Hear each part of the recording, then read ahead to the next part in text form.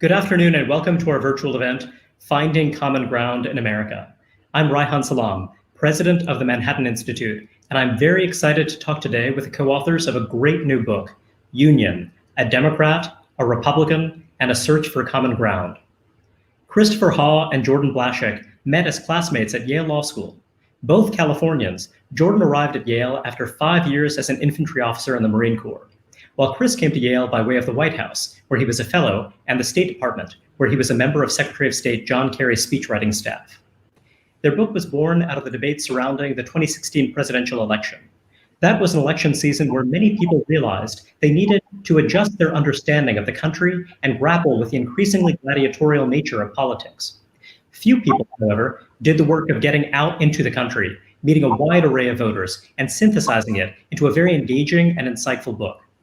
Throughout the conversation, please feel free to submit your questions on whatever platform you're watching us on, and we will save some time at the end and do our best to get to as many of them as we can. Chris, Jordan, thank you both so much for joining me today. Thank you so much for having us. So I have a question for you. Jordan and Chris, both of you devoted much of your young adult lives to service. Military service in Jordan's case, Chris, in your case, to work in the State Department and the White House. And you're both clearly deeply patriotic. It's something that comes through in your book. It's something you've thought very deeply about.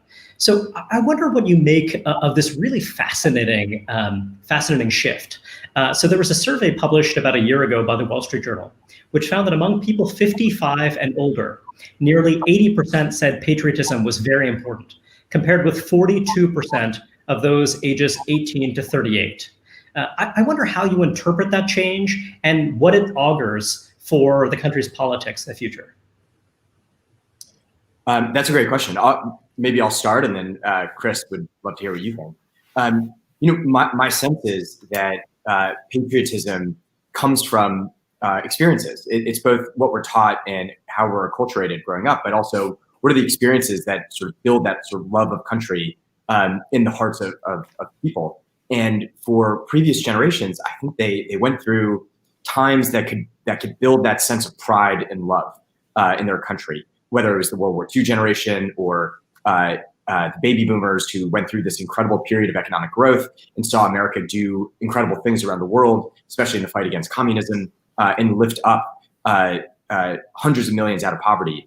I think for the younger generation, for our generation, if you didn't have the opportunity to serve in government or to serve in some capacity to serve the country, it's much more rare to have that experience. So instead, what we've seen is, we've seen America kind of lead the global financial crisis. We've seen increasing partisanship and polarization across the country, and we don't really have personal experiences that would inspire that sense of patriotism that other generations might have had. And I think that's a real challenge going forward.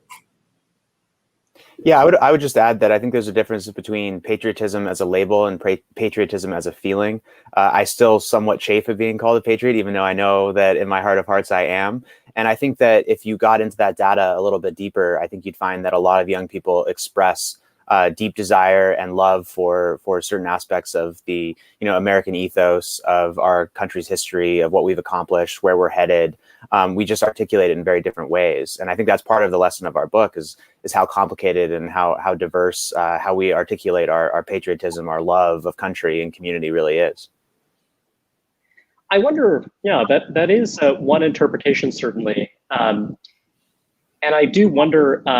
Both of you throughout the book talk about the need for a kind of common vocabulary. And I think that there is this pervasive sense that that common vocabulary is increasingly missing in our political conversations. So I'm curious, just about when you two first met, when you first encountered one another in law school, what was it that led you guys to be able to have productive conversations in the first place? How did you kind of stumble in that direction? Good question. I don't know how productive they were early on. We started off having conversations about things we both loved. So a lot of our early conversations over drinks were about our love of literature and history and great books. We talked about what we wanted to do with our lives. We bonded over things like heartbreak. We had just both come out of bruising relationships. And we talked about the influence of our mothers on our upbringing and what we wanted to do in the world. And those early things, I think, bound us together. But when it came to politics, I think we had a hard time having those fights. We often finished arguments red in the face and storming off from one another. And it was only over time, as we did these road trips, that we really developed this shared language for how to argue and our own understanding of the language that the others gravitated towards. Yeah, we were fortunate in that we were able to isolate a variable in many ways. The fact that we only disagreed about policy or high-level politics meant that we could disagree, sometimes angrily, forget about it, talk about other things, and come back to it over and over again. And so I think that was a critical aspect of being able to get in the car, go on the road, take 6 road trips, nearly 20,000 miles. Because if we didn't have those similarities, if we weren't able to isolate that variable, then I think we probably would have been torn apart. Is that why the conversations were so heated? Just the sense that you couldn't dismiss your interlocutor? This was not someone, because, for example, if you just were talking to someone, you could think, well, this person is ignorant, this person is foolish, this person is, just otherwise an objectionable human being. And so you don't have to process it. But when you're grappling with someone that you kind of take to be a decent person who deserves to be treated seriously, is that what accounted for the friction? I can jump in here. I would say so. I mean, I think that Jordan and I were always at our worst when we were talking about Trump or Hillary or when we were talking about any kind of standard bearer. And when we were able to remember that we had met in 2015, when it wasn't so strange to be friends across the aisle, especially coming out of the institutions we did, where, Jordan was serving next to people who were Democrats, Republicans, or didn't care, where, next to the diplomats I worked for, we often didn't know how people voted because there's this higher cause. And so when we were able to sort of tap into that starting point and the fact that we had spent so much time together, not too much time, but enough time to know each other's hearts, then we were far more able to say, okay, that what you just said upsets me, or I have a reaction to it, that a learned reaction in many cases. But I know that you're Jordan, and I know you're my friend, and I know that we have these sort of starting points. But when we talk about symbols or individuals who we've never met, or we have to protect them, or we have to argue for them, that was when we were at our worst. Yeah, I think I would add one quick thing to that, which is, Raihan, I think you touch on a really interesting point, which is there are 2 different reactions in conversations. One of them is disdain, and that's kind of what you're speaking to about people who you don't really know, they have views you disagree with, and when you don't know them, it's very easy to have that sense of disdain towards them. But I think with Chris and I, it was something different. It was more this feeling of hurt or being misunderstood. So often in our early conversations, when it was more this sort of attempt to try to win in an argument, sometimes things get phrased where you feel like it misunderstands your point, or it seems like the other person's imputing some intention or value on you that you don't really hold, and because it's a friend on the other side, it's more of a feeling of hurt, and as a result, you kind of lash back. And we found that some of our worst fights came from that sense of being heard or misunderstood or not heard. And the beauty of our friendship was that having that early foundation, we were able to learn what was causing us to hurt the other person and move away from it, so it didn't happen again as we progressed. So one thing I'm kind of struck by is this idea that, okay, so you mentioned different responses one can have to a disagreement. One response is withdrawal. One response is that I only have so much energy, it's limited, I cannot devote my life to this. And another response is, I'm going to really get into this. I'm going to but then presumably you're doing that because you think something is going to come out of it. So in those moments where you guys in your lives, both with one another, but also just in conflicts you have in life, conflicts around politics, what is it that motivates the desire to really kind of lean into it and just devote energy to it, rather than just say, you know what, this is not going to be constructive. There's no point. I'm not going to or whatever it is that motivates you to withdraw. Like, what is that makes you not withdraw? It's a good question. I think some of it is temperamental. I'm typically the pugilist in these conversations. So like, I love engaging. I want to poke Chris and see if we can get into an argument. Chris tends to be a little bit more calm. And so when I do that, he's able to just kind of let it go. I think that's true across the board. Some people love to engage and they want to get into arguments. Other people just don't really want to do so. I think we have a bad tendency to withdraw from people we shouldn't be withdrawing from and engage with people we do. So it always surprises me how much time and effort people put into arguments over social media or email, where they're devoting substantial amounts of time to arguing with someone they don't even know and certainly not going to change their mind. And yet with our closest friends and family, there is this withdrawal effect. And I think you've seen it over the last few years that people are really scared to have hard conversations or talk. Not wanting to jeopardize the relationship in some cases, perhaps. Exactly. And I think the one thing that really helped for me and Chris as we got on the road was we actually couldn't withdraw. Like we were stuck in a car together. After we had conversations, we had to keep talking about it and eventually come around and reconcile whatever the disagreement was. And that was really important for us. Yeah. I think the origins are hard to put a finger on, like why you do that. And I will admit I've withdrawn. And as Jordan said, I'm the one who's more calm is the nice way to put it. Thank you, brother. But I think also just sort of less interested in the combat. But we were forced together, and we had to opt in. I mean, whether it was being in law school and only really liking Jordan and a few others, or whether it was being out on the road and having a fight in the middle of nowhere, Nevada, and saying, I really want to get out of this car, but it's 110 degrees outside and I'm not walking to Reno 100 miles. So we had to come back to the table. We had to keep chatting. And I think that's partially why we wanted to write this book, is that we were fortunate in that way, that we committed to this project, and we fought through the hard parts and came out the other side and learned that it was so worthwhile, and that you can like glean these lessons, even if you're not sure exactly why you headed it out in the first place. I think it's fair to say, and correct me if you disagree, correct me if I'm wrong, but that Yale Law School, it's a pretty monolithically left of center kind of space. There is a kind of broad political consensus in an environment like that. So I'm curious, Chris, for you, what was it like to be in a place where you reflect, your sensibilities are largely aligned with the kind of hegemonic consensus view in the place? What's that like? Absolutely. Well, I both felt very comfortable and like an outlier, because I am currently not a lawyer. I likely never will be, which is a whole other conversation. So you're alienated for another set of reasons. Exactly. But, yeah. Indeed. Absolutely. But I will also point out some of my best friends were like Jordan and another friend, Garrett, who come from very, very different backgrounds, very different mentalities, conservative, not liberal. But I think what shaped, I ended up having the sort of same wanderlust that Jordan did at the end of my first year and the end of Jordan's second year, which was the year that we met. And I wanted to get out because it did feel like, despite being very comfortable, despite feeling like I was amongst my peers, I was where I should be.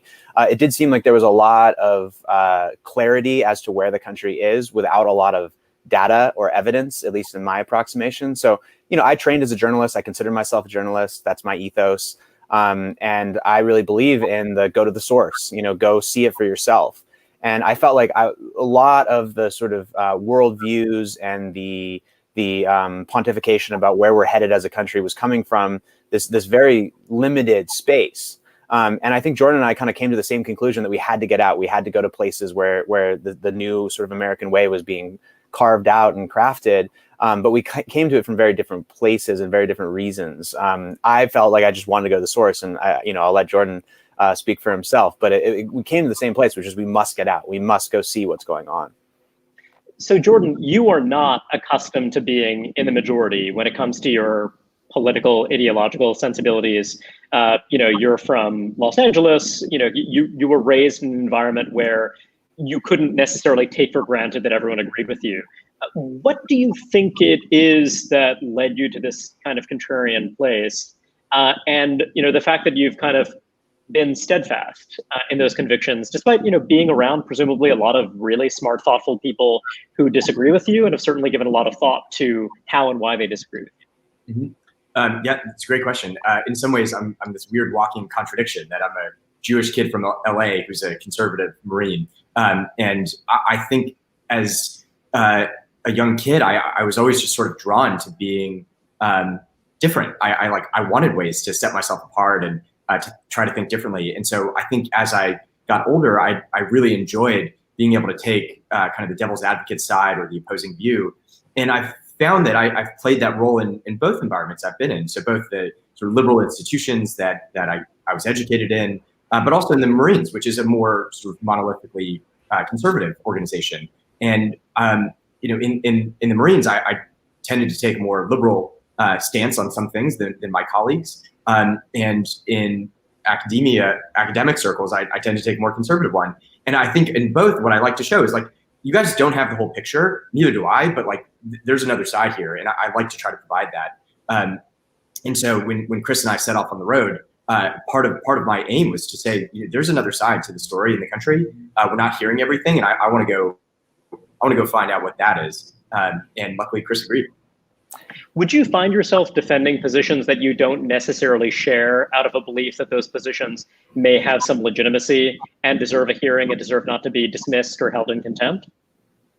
Yeah, absolutely. Early on in our friendship, Chris started calling me the Trump translator, because with our Yale Law School peers, I was often put in this position of having to explain, well, here's why people I know, especially former Marines, are supporting the president. And they're not wrong. Like they have real justifiable reasons why they would do that. And I think as we deepened our understanding of the country through these road trips, I think both of us found that we were often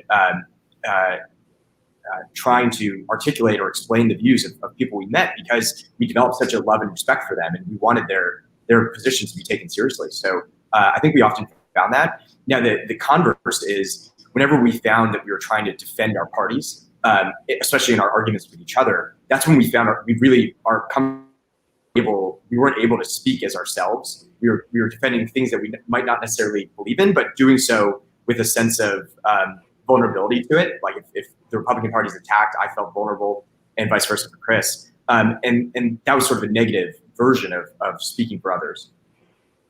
Chris, would you describe yourself as a joiner? I mean, do the kind of belonging to a party, belonging to a tribe, to a community, has that always been something important to you? Actually, quite the opposite, I'd say. I'm a registered independent. It's not because I haven't voted Democrat up and down since I was able to, but that's just where I feel most comfortable. I think it comes from my like early desire and love. What you're telling me is that the book is egregious false advertising. It's actually a Republican, and my goodness, this is yes, indeed, yeah. You've uncovered our uncomfortable truth. No. I think it comes from my love of sort of the image of the independent, untethered journalist who walks in and is free of bias, which, as we now know, is perhaps an impossibility. But that was always my sort of ethos. That was what I desired, and so I never really felt comfortable belonging. And so I would echo exactly what Jordan said. Like, I often found myself defending aspects of Clinton's policy or her her history in 2016 that I didn't always agree with, but I felt obligated to, and that always made me feel a little bit uncomfortable. And in the same way that Jordan had to be this sort of Trump translator and had to stand up for things that he didn't necessarily agree with. And again, I think that was one of those things that one of those traits that pushed us together and put us out on the road. I mean, which it was truly a lark. I mean, we went just to drive, but it turned out that we had all this raw material that made for such a productive conversation. One thing that's certainly true in my limited experience of a place like Yale Law School is that it's a very secular place. We were talking before about generational differences among Americans, and it's also striking to see that younger Americans are so much more secular. Of course, there are exceptions to that, but I'd say on the whole, organized religion plays a less central role in the life of younger Americans. But in your book, you encountered a lot of folks for whom religion was very central to their lives. Charlene in Detroit served 40 years in prison before being released. Pete the trucker had serious battles with addiction earlier in his life. And for both of them, it seemed that religion was quite important. Can you tell us a bit about Pete and Charlene in particular, and more broadly about what you learned about religion and its place in the lives of some of those you had encountered? Absolutely. So just to put a little meat on the bones there, Charlene was a woman we met in Detroit who had spent 40 years in prison. She was part of this program called Bags to Butterflies, where they got together. This group of women who had come out of prison got together and learned to craft and received wraparound services to try to get their lives back in order. And Jordan and I met Charlene and three of her compatriots in this effort, who together had served something like 80 years in prison in total. And when you think about Detroit, going into prison 40 years ago and then coming out into the Detroit of the present after those 40 years, with the bankruptcies, with everything that's happened in the auto industry, it was amazingly dislocating. But of course, Charlene had this deep faith that she was going to be able to sing, that she was going to get her life in order, that she was going to patch up her relationship with her children, and she expressed it as if it was coming around the corner. And she did have this great faith, and she would constantly call out her love for God, her trust in Him. And Pete was very similar in that Pete had seen a lot, had been through a lot, and had got his life to get back together. And he credited God with a lot of that. And as someone who is agnostic, as someone who grew up amongst atheists mainly, who comes from a community that would probably call religion something of a relic of another era, it was amazing how important religion was to, and religiosity generally, faith, was to dealing with uncertainty, to dealing with the crises we face today as a country and as individuals, and how having that faith was one of the strongest indicators of the ability to kind of keep trudging on. I mean, we have a lot of hope. This book is very hopeful, and in large part it's because of people who are acting, or people who are seeing what is a problem and then doing something about it. And often those people were inspired by some sort of larger purpose, some sort of religious purpose, some faith. And that was really striking to me. Jordan, of course, has a very different basis for being struck by that, but he also felt the same way, I imagine. I really want Jordan to say absolutely not, and dare you impute those views to me. But please, Jordan, I'm curious to hear your thoughts. I largely agree with Chris. I think there's this is a grave disappointment to me. I think we saw expressions of faith everywhere we went. It wasn't always necessarily Christian or religious in nature. There were expressions of faith in this country, expressions of faith in their communities, and there was always something bigger that people were grasping for. And I think one of the major feelings Chris and I had out on the road was that everywhere we went, people were searching for meaning and community in their lives, and that really was driven home to us by this group of veterans in Page, Arizona, who had carved out this sort of communal life for themselves away from society, and had all these rituals and ceremonies that they were doing to kind of keep their community strong.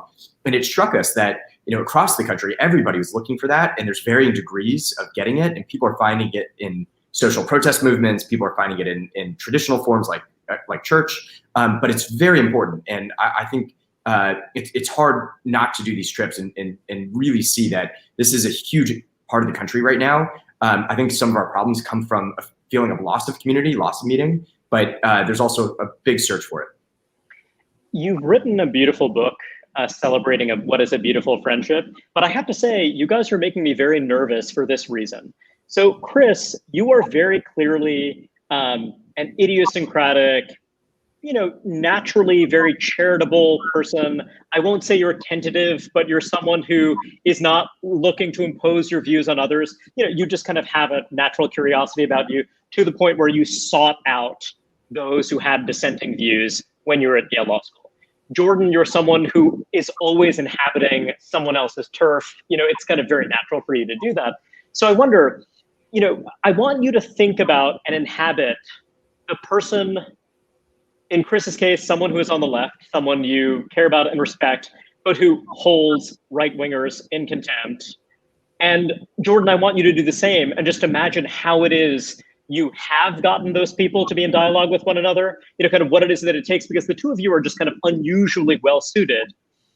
And of course, you obviously had fraught conversations, you obviously had intense disagreements, but you're unusually well suited to doing this because you're so practiced in it and it's important to you. But I want to know about, in a culture where there's this intense partisan antipathy, how it is you approach those people who are, call it, deeper within those bubbles, people within those hostile camps. How is it that you actually reconcile those perspectives? Yeah, great question. So first, you're seeing the results of 4 years on the road together. So we've certainly changed each other. If you'd seen us 4 years ago, we were always talking about climate change or gun control or whatever, and many other things. But I think my answer to that is one of the messages of the book is that we're actually not that unique. Everybody we met on the road was much more complex and nuanced than we could have imagined from whatever identification or labels we would have assumed up front. So Pete, the truck driver, first time we meet him, he's wearing a Make America Great Again shirt. And we would have assumed that as a truck driver wearing that shirt, he probably would have had some very aggressive pro-Trump views. And it turned out, as we got into deeper conversation with him, that he had a very nuanced understanding of the country. He railed against the president for not acknowledging climate change. He thought everyone should have universal health care. He was a big supporter of LGBTQ rights, and none of those things you would have known up front. And so our view, after meeting so many people on the road, is that there is this real complexity to individuals, and we put them into these boxes that lead us into this kind of polarized, combative state. But that's not who we are necessarily. And while the political commentariat and our politicians in the media they thrive on those polarized divisions, the rest of the country is not necessarily there. And we don't have hard data to back that up, but we do have our personal experience just interacting with person after person who were always more complex. They're always quick to be hospitable and to engage. And that was our experience on the road. Chris, what do you got? Yeah, I would also just say that, the journalistic conversation is a two-way street. And so I may have come in, or Jordan may have come in predisposed, taking for granted, our values and what we believe. But Pete had to engage too. These veterans in Page, Arizona had to engage as well. And I wasn't exactly cutting the image of, blasé journalists ready to have a objective conversation. I mean, I was often wearing skinny jeans, had earrings in, and my hair has been longer than this before. And so we came in expressing whether physically or how we spoke certain parts of who we are, and coming from an extreme in some cases. And when we were able to change the circumstances, or when we were able to just continue conversations and listen, then it was a two-way street. And Pete was more interested in learning from us than he was in teaching us. These veterans wanted to hear, what I thought of the Trump rally that we had been at the night before, more than they wanted to tell me about, what they had read online. There is this deep curiosity, I think, about one another in this country. Chris, what is it that you do to get people to let their guards down? What is it that you do to kind of disarm people? Kind of in the course of these conversations, I'm sure, I mean, you guys are approaching people cold. What was your tactic? Absolutely. Well, I want to compliment my buddy Jordan here, and he's part of it, at least for this project. His military service was a passport into a ton of rooms. There's an immediate sort of put at easing up when in many communities when someone with that service comes in. Of course, that's not true across the board. I mean, when it comes to my own process, it's very much so be as quiet and listen as much as possible, because often when you're there and you continue to be there and you continue to show that you're listening and you're understanding, then through time and space, you end up getting people to open up. The last thing on this point, this was also a work of hybrid journalism. Like, we engaged. That's something we often did. We spent some time with Willis, who's a lobsterman off the coast of Portland, Maine. And we found him. He was a little gruff at first. He didn't necessarily. He wanted to talk to us. He was very generous. But then he had to go to work, and we said, "How can we help?"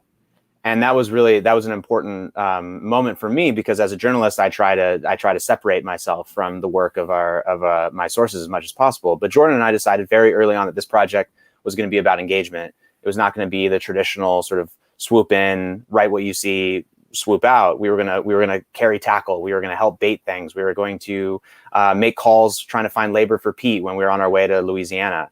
And engaging in that way too is really important for getting people to start to open up and talk. Jordan was also a wonderful journalist. It's too bad that I think I can't entice him over to the dark side. I wonder, both of you, and here I risk putting words in your mouth, so forgive me, but both of you have kind of gestured towards this idea that much of the intense polarization that we see in our society is elite driven. It's an elite phenomenon where people are trying to impose some kind of uniformity on the views of some kind of larger universe of people. And I wonder, what do you see as the imperative there? I mean, why would that be so? And I assume there are good aspects of that, but I'm just kind of curious how you think about that, how you see that happen in action, assuming you buy the idea that this kind of polarization is elite driven. Mm-hmm. I think there's a nuance there. I think we do have big differences across the country. There are very different experiences people have of America. There's also very different things people respond to. One of the things Chris and I came to over time was that we believed that conservatives and Republicans tend to respond to this language of patriotism. It strikes a chord in their hearts, and they really resonate with that. And the reverse is true, where if someone talks down about America, they respond very viscerally. And I think on the left, there's this language of empathy. There's a real concern for those left out, those who are marginalized, and they get triggered when they hear things that kind of overlook that pain. And so the two sides really do have different languages they respond to. They have different experiences and understandings and worldviews for who we are. But within that, there's still this deeper shared values and sense of shared future that we have together that Chris and I were trying to find on the road, and we found it. And so what we came to was those differences are real, but they are amplified by social media and by politics. So politics is all about line drawing and being able to say, if you are on this side of the line, you're on my team, and if you're not, you're my enemy. And that line drawing is very sharp. There's also something in the media where they're trying to drive engagement. They want people to engage on social media. They want clicks to their websites. They need to get traffic and stand out in a very crowded media environment. And the easiest way to do that is to trigger anger and to trigger outrage. And someone recently told us, in the context of publicizing this book, that bad news outsells good news 8-1. And so it's no surprise that the media would bias towards to things that outrage. And so that amplifies the differences we already have. It makes people focus in on what is it that I viscerally disagree with Chris on, rather than what are the shared values we hold in common. Chris, I wonder, what were your takeaways about the health of the country and its communities in your travels? And I mean that comprehensively. So, part of it is, of course, mood and openness and patriotism and hope, a big theme in the book, but also just your sense of the texture of daily life for people. Obviously this book was written before the COVID crisis, but I'm just kind of curious about your reading. What surprised you? What encouraged you? What discouraged you? Absolutely. Well, in many ways, this is a book about a skeptic and an optimist hitting the road. Jordan is far more the optimist. I'm far more the skeptic. I assumed when we hit the road, we would see signals of the unraveling. We would see, the opioid epidemic taking hold. We would see the various forms of inequality, racial, economic. We would see the problems facing this country, and we did. I mean, we referenced our time in Detroit. We spent a lot of time in Tulsa, where that city is dealing with deep historical patterns of all of those issues. But we also, and this is where our two perspectives sort of conjoined. We were hopeful because we saw all of those things, all of those issues. They are prominent. But we often saw people right next to them, working on them, talking about them, fighting to do something about them. We found that hope often nestles and lives right next to broken things. And that was really what changed my perspective. So I do think that, we did see aspects of the quote unquote unraveling, and we try not to ignore them, and we try to point them out in this book. You can't have a rosy picture of this country without knowing, the underbelly. But it was more complicated than that. And often it was right there where we saw the future of the country sort of being crafted at the same time. Jordan, any thoughts on that theme? I think Chris nailed it. This was a scattershot view of the country, and we saw both. We saw some really hard, deep problems across the land. We also saw incredible people doing amazing work to make their communities better. And it was in that tension that we were left pretty hopeful for the country. A friend of mine observed a little while ago that 20 years ago, when he was reporting on the state of the country, he would talk to many people, talk to civic leaders, and what he'd often hear were inspiring stories of overcoming. I overcame this obstacle, and here's how I managed to achieve a successful life. Talking to various kind of civic leaders, business leaders, et cetera. And 20 years ago, the story he would hear is, I overcame these obstacles, and only in America could I possibly have this triumphant story. Whereas now, he said, he heard the exact same stories the same stories about overcoming various obstacles, but rather than hear a kind of triumphant conclusion about how only in America, only this country made those things possible, he heard something like the opposite, that I had to overcome these things because of the kind of deep-seated racism or injustice of the society. And it's funny because the conclusion is the same. These are people who, kind of in either instance were people who want to do good. They kind of want to make the country a better place, but they go from a kind of triumphal understanding of the country, a celebratory understanding of the country, to one that's quite a bit darker. And Chris was a bit skeptical before about whether or not the decline in self-described patriotism is especially meaningful. And what I'm sharing with you now is an anecdote, but I do wonder if that resonates with you at all or not. And Jordan, I'll give you first crack. It's an interesting question. I don't know if we heard too much of that on the road. I think it was probably a healthy balance between the only here in America versus overcoming these really hard, deep problems. My sort of sense would be that 30 years ago, when we had this great, or maybe it was even more, 40, 50 years ago, we had this great sort of growth in America, in the American economy, this great rise in wealth. It was much easier to have this optimistic feeling of here if I worked hard, I was going to make it and achieve something better with my life. And now, fast forward to where we are today, growth has slowed for Main Street. There's a sense that we're kind of running on fumes, and it's really benefiting just a very certain class. But we're also seeing that there were lots of people left out of that last 30, 40 years of growth. And so it's kind of not surprising to me that the perspective might shift from, well, anyone can do it if they work hard and play by the rules, to actually there's a whole bunch of people who were left out of that growth. And so now the focus is on how do we get them to have better lives as well. It's a difference in perspective given what's happened the last 30 years. Jordan, I'm going to be incredibly unfair to you. I'm going to be incredibly uncharitable and say, doesn't that sound really transactional? Just the idea that we love our country because we've enjoyed this level of growth in disposable household income. You know what I mean?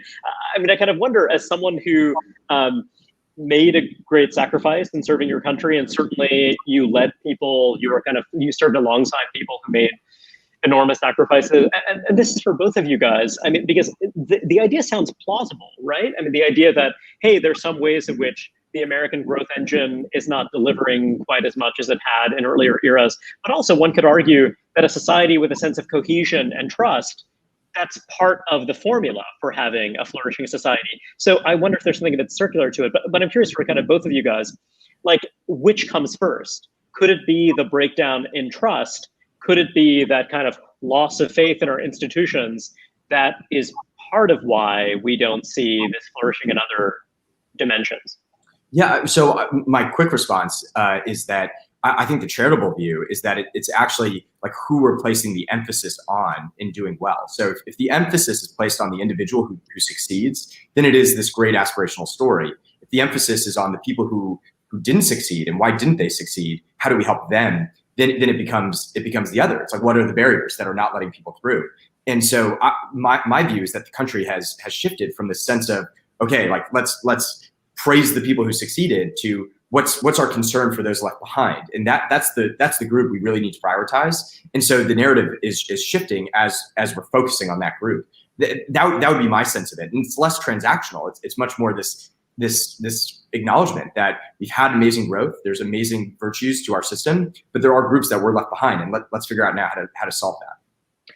So Chris, tell me, the people who are losing faith in the country, in its institutions, are you more likely to encounter them at Yale Law School or on one of your road trips through a working class rural community? Because my sense is that it's actually Yale Law School where the faith in the American experiment has been shaken. And not to say that it's not shaken in these other communities, but tell me if I'm wrong about that.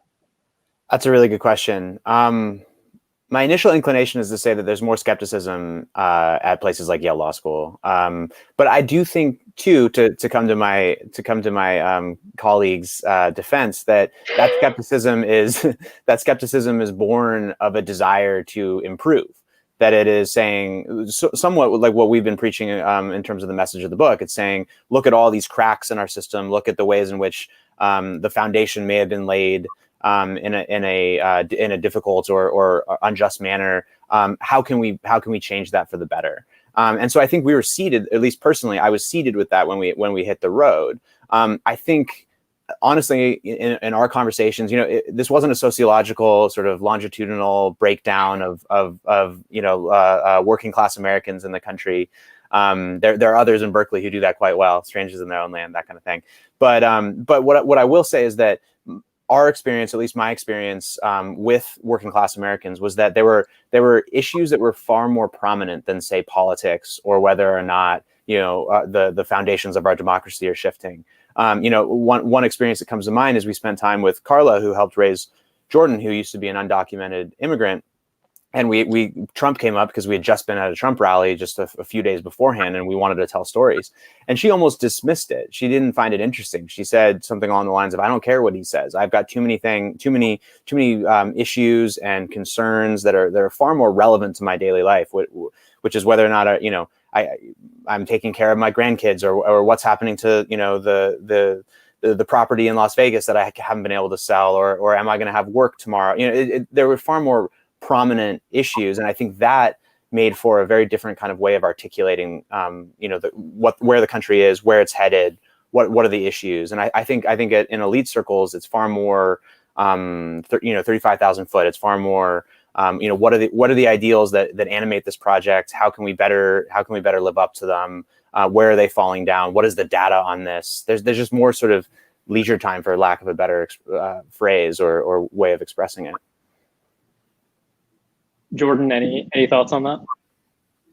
I had a friend who told me one time that when we're bored, we talk politics. So, there's something about maybe we're way too bored because we talk politics all the time. So Chris mentioned before that, Jordan, your military service in the Marines was a kind of passport. It allowed you both entree into a lot of conversations that you might not have otherwise had. I'm curious, just Jordan, for your thoughts on the military to civilian transition, what you learned from your travels and how you've been thinking about it since.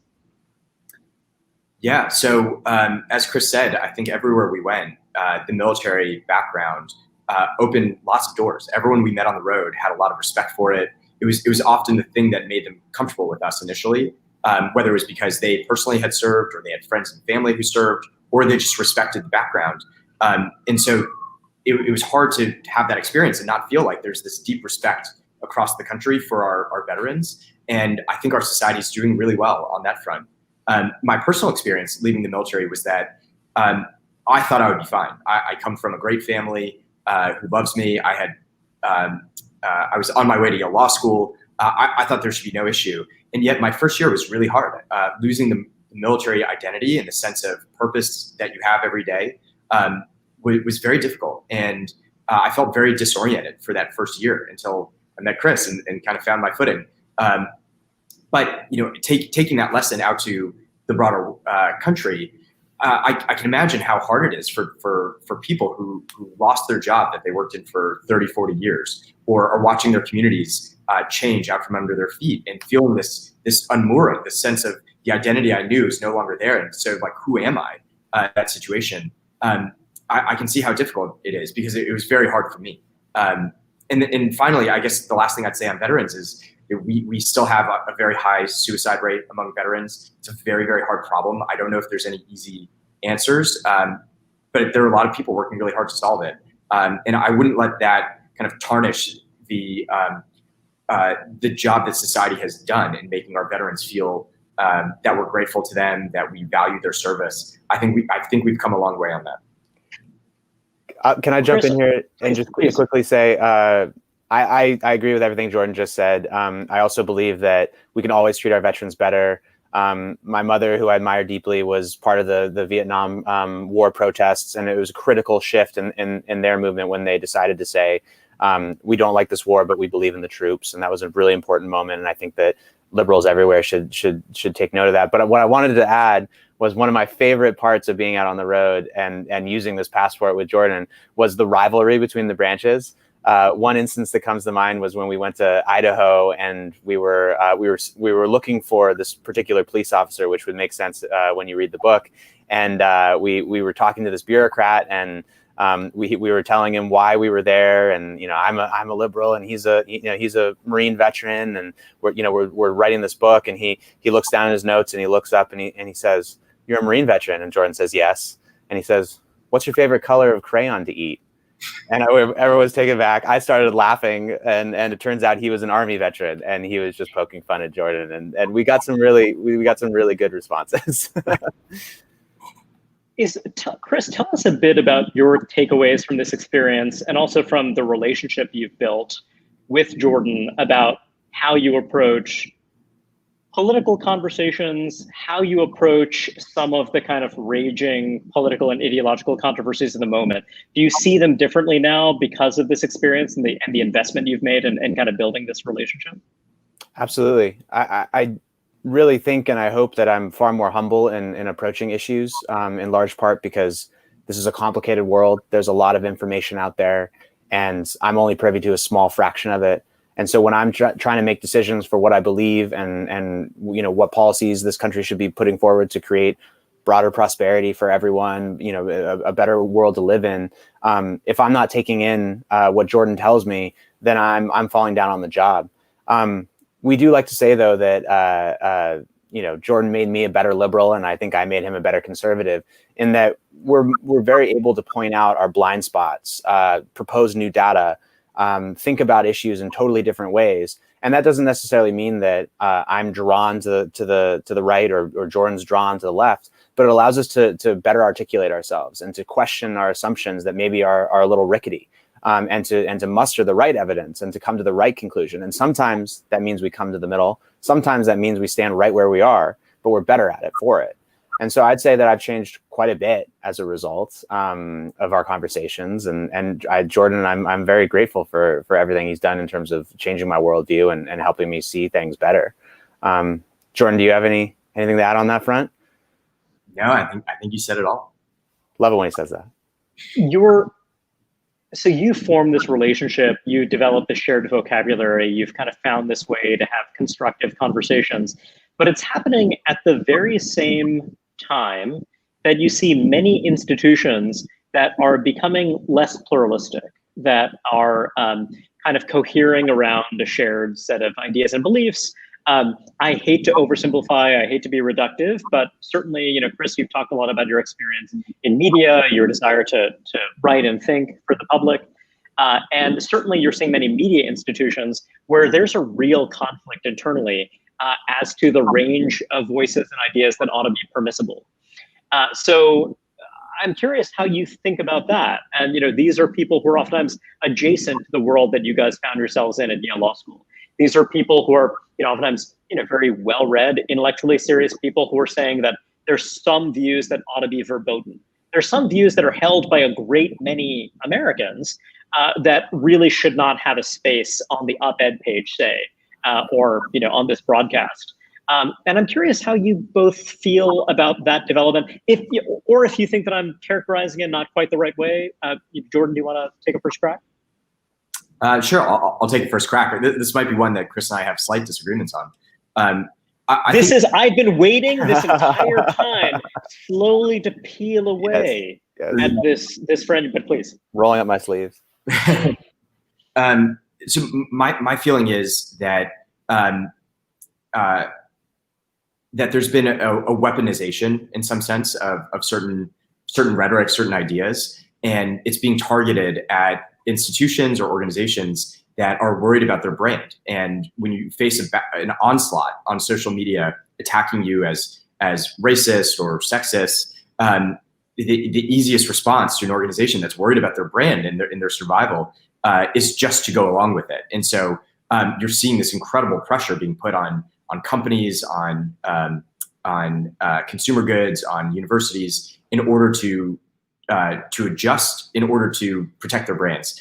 And part of where that comes from, though, is that it's a much more competitive landscape today. And whereas they might have been the monolithic or one of a handful of dominant organizations, today there's not. And there's so many other options, and they're feeling cost pressure. And so while I do find it very scary, and especially as a conservative, feeling like I can't fully voice my opinion in some of the institutions I'm a part of, I find that very scary.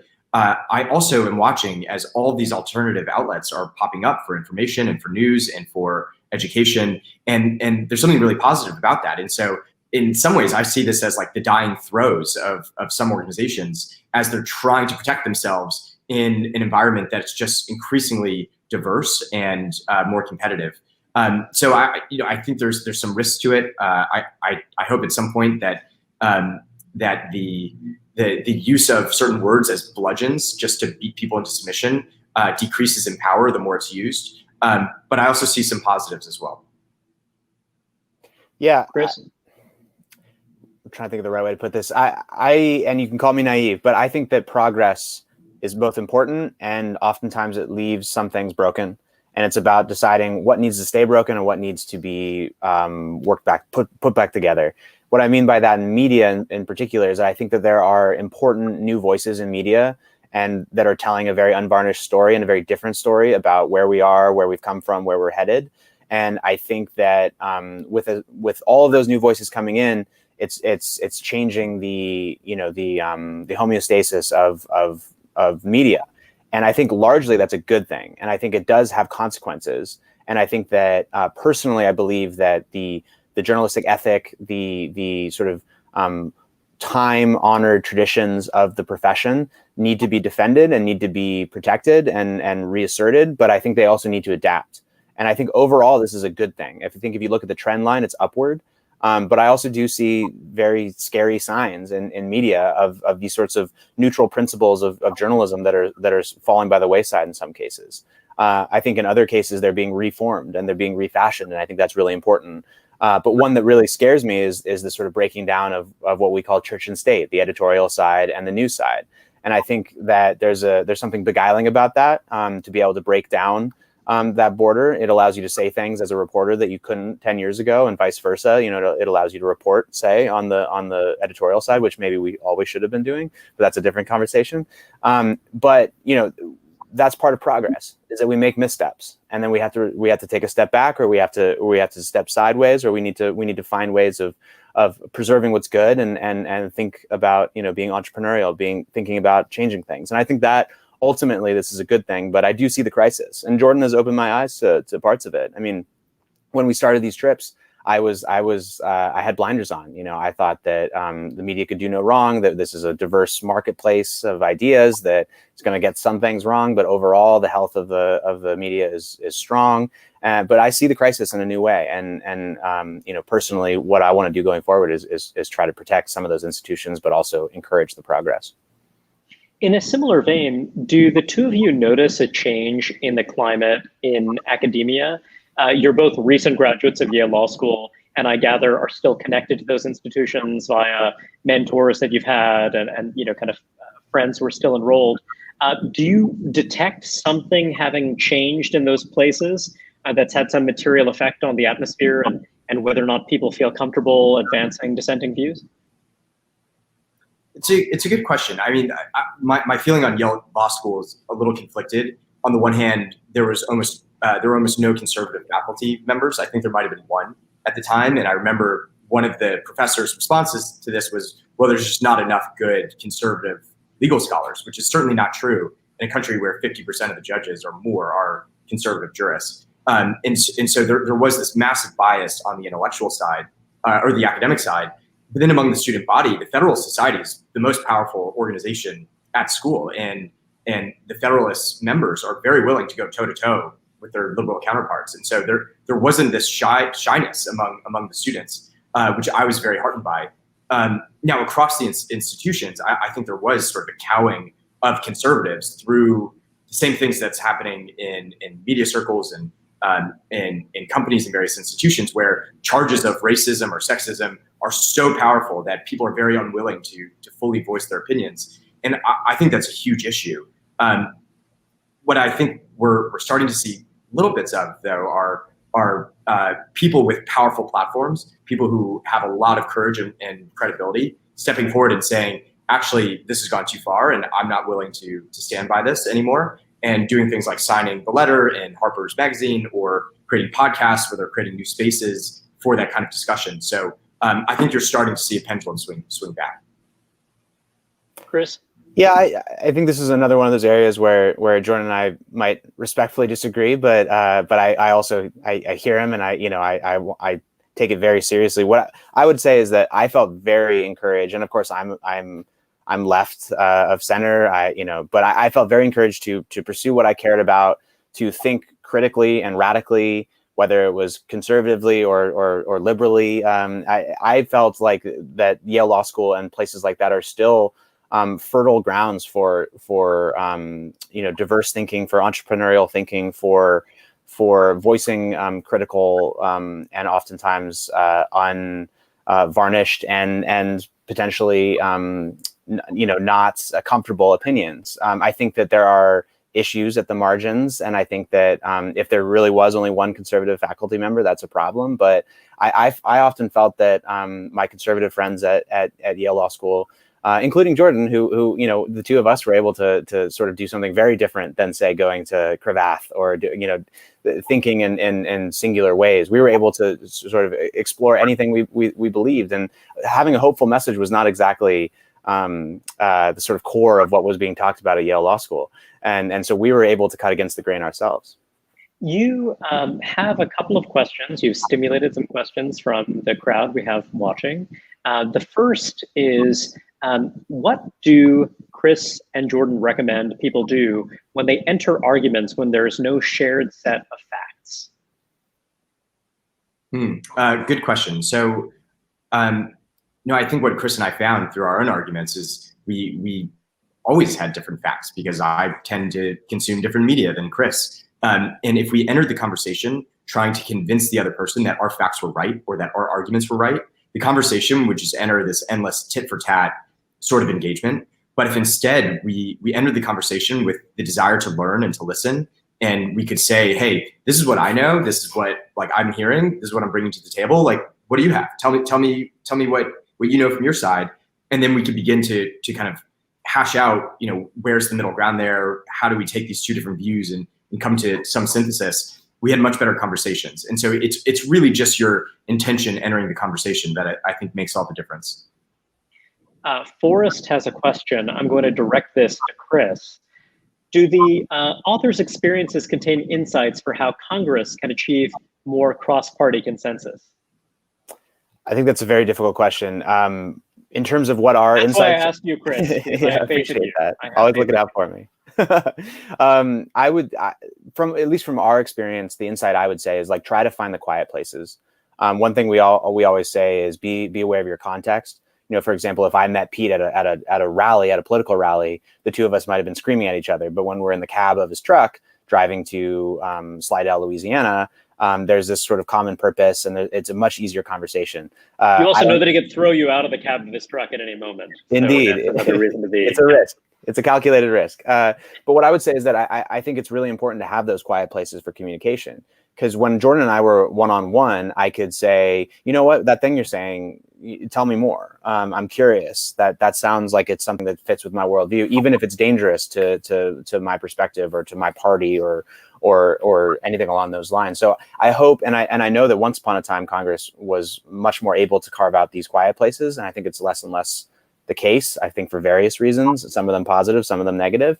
But finding those places to have those conversations, those sidebars, I think is critical. And it was critical for the two of us.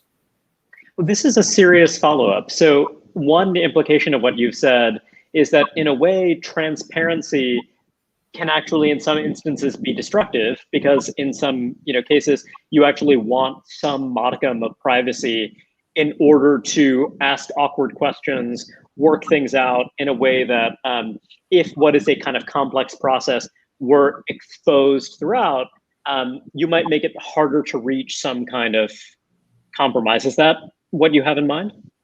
Absolutely. I think that's very important. I think having spaces to be creative and make mistakes and not be punished immediately for them is a really critical part of just any sort of human creative endeavor and thoughtful endeavor. And I think it's true of Congress the same as it's true of Jordan and I just being two idiots on the road. Jordan and Chris, I'm curious, building on what Chris said a moment ago about wanting to have this space where you have room to make mistakes, where you have room to engage in this kind of open inquiry. Have you changed the way that you communicate? My understanding is that many younger people, they're more likely to communicate now over WhatsApp and Signal with trusted communities of friends than they are in more, public forums, partly because of that anxiety about things being misinterpreted and the desire to have a greater baseline of trust. But has that been something that you guys have done in your own communication? Well, luckily, Chris and I are both pretty analog to begin with. We don't really have social media presences, much to our publisher's chagrin, and we normally talk by phone or in person. And so it was very natural for us. But I understand why people are moving in that direction, to have a constant record of all your missteps or your unfiltered thoughts or nascent ideas is really problematic, and it's going to be held against you down the line. So totally makes sense people are doing that. So we're out of time. I'm very sorry to say, but I'm just so grateful to you both for joining us. It is just really incredibly kind of you to have been here. Thank you to all of you for watching. I strongly encourage you to read Jordan and Chris's wonderful book. And I encourage you to stay tuned to the Manhattan Institute. We'll have more events much like this one. And you can follow us. You can subscribe to our newsletters. If you're interested in supporting our mission, there are links below for you to do just that. Jordan and Chris, thank you again. And I hope to get a chance to talk to you again very soon. Well, thank you so much. This was a pleasure. Thank you so much. Bye, guys.